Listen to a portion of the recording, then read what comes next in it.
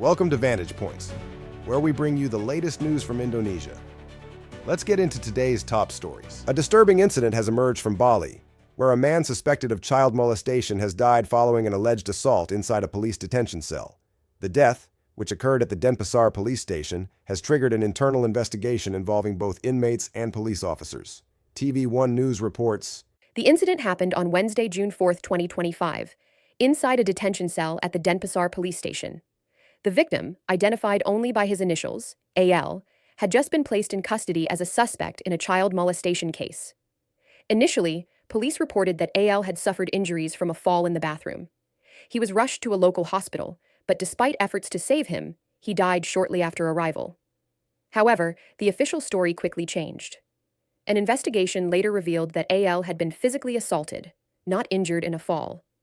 The assault reportedly took place inside the cell, carried out by his fellow inmates. Out of 11 inmates who were questioned, 7 have been identified as suspected perpetrators. All are believed to be involved in narcotics-related cases. In addition to the inmates, 3 police officers who were on duty at the time of the incident are now being questioned. Authorities from the Bali Regional Police and Internal Affairs Unit are investigating possible negligence or failure to supervise the detention cell. Officials say if wrongdoing or negligence is found, strict disciplinary action will follow. the death of a detainee under police custody raises serious questions about inmate safety and internal oversight. However, with the high rates of victims of child abuse behind bars, it is no wonder child molesters internationally are never really too far from vengeance. Next up, in a stunning victory, Indonesia's national team triumphs over China in the 2026 World Cup Asian qualifiers. However, it's not just the win that's catching international media's eye, but rather the curious wardrobe choices of the Dutch coach, Patrick Kluivert. The Indonesian national football team secured a significant 1-0 victory over China in their 9th match of Group C during the 2026 World Cup Asian qualifiers. The match took place on Thursday, June 5, 2025, at the Gelora Bung Karno main stadium in Jakarta. The win pushed Indonesia further into the international spotlight, not only because of their performance, but also due to head coach Patrick Kluivert's unexpected fashion moment on the sidelines. The Dutch coach, formerly in charge of the Curaçao national team, drew attention for changing his outfit mid-match. Kluivert began the game wearing a light blue long-sleeved shirt and black pants, opting out of a jacket like he wore against Bahrain. However, the humid Jakarta weather quickly got the better of him. Before the match even kicked off, Kluivert was visibly sweating, his shirt already soaked. By halftime, he changed into a black short-sleeved t-shirt, a move that caught the attention of Dutch media, particularly ESPN Netherlands. Rather than focusing on his tactics, ESPN Netherlands poked fun at Kluivert's wardrobe choice, commenting on Instagram. Light blue is not a smart choice in weather like this. While his shirt might have Mahdi headlines abroad, Kluivert's leadership helped steer the Garuda squad to an important win, keeping hopes alive for World Cup qualification. Let's hope Indonesia can do what it takes to qualify for the World Cup in 2026 for the first time ever.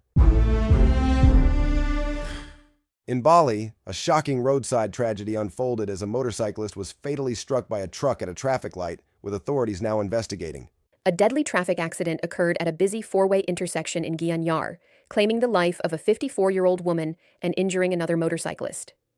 The victim, identified as Ni Gusti Ayu Nyoman Sudarmi, was waiting at a red light, along with 2 other motorcyclists, when a truck suddenly plowed into them from behind.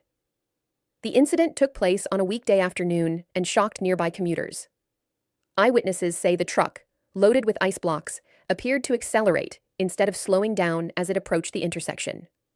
The driver, Made Sudarma, later told police he was unaware that his vehicle had picked up speed and failed to notice the stationary vehicles ahead.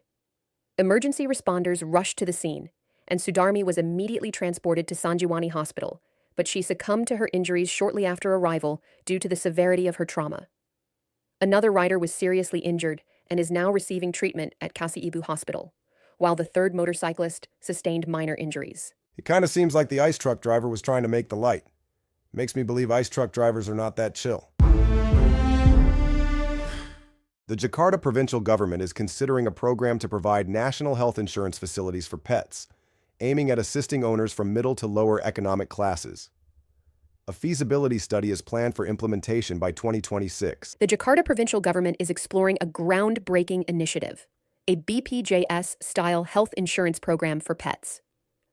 Spearheaded by the Food Security, Maritime, and Agriculture Agency, the program aims to help low to middle-income pet owners access affordable veterinary care, particularly for cats and dogs. To ensure fair distribution, the plan involves synchronizing data between pet owners' welfare cards, tax compliance records, and the proposed pet health program. Only microchipped pets will qualify, allowing for proper tracking and health documentation. Importantly, the service will not be entirely free. A discounted fee structure is being considered to promote responsible ownership, as full subsidies could lead to the program being undervalued or misused. The government is also considering tax incentives as rewards for compliant citizens. A feasibility study will begin soon, with a pilot trial expected in 2026. The project involves coordination with Jakarta's financial, tax, and asset management bodies, along with potential collaborators from the private sector. If successful, this program could transform Jakarta into a city that cares not only for its people, but also for its animals, making it one of the most pet-friendly cities in Southeast Asia. This one definitely took me by surprise. Not that there would be an initiative for pets that involves microchipping your animals, but rather that someone thinks that Jakarta cares for its people. The spirit of sacrifice this Eid al-Adha was once again on full display in Central Java. Despite being a farming community, residents came together to carry out one of the largest kurban distributions in the region. This is the scene from Desa Batur, Banjarnegara, Central Java. The village hall is filled with a sea of sacrificial meat, an image that has become a regular sight during Eid al-Adha celebrations here. This year, the sacrificial committee recorded a total of 344 animals slaughtered in this hamlet alone, consisting of 64 cows and 280 goats. These numbers come from 778 residents of Desa Batur, and they continue to increase each year. Due to the large number of sacrificial animals, the committee prepared at least 8,000 packages, or the equivalent of 20 tons of meat, for distribution, with each person receiving between 2 to 3 kilograms of meat. Although the majority of the residents here work as farmers and farm laborers, their enthusiasm for Kurban continues to grow each year. It's a powerful reflection of faith, solidarity, and community spirit. This is one of those great times to be a pig holidays. That wraps up our coverage for today. If you found this report informative, don't forget to like, subscribe, and hit the notification bell so you never miss an update. Thanks for watching, and we'll see you next time.